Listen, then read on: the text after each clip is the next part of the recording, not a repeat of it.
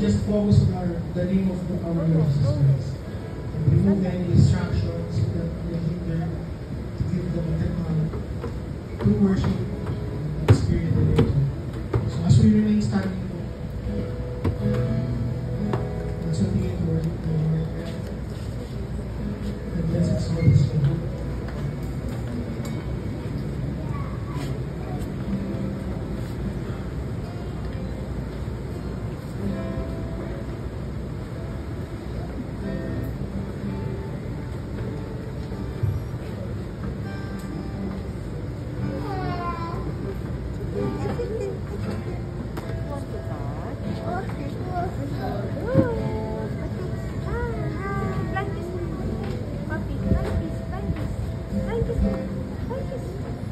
Thank you.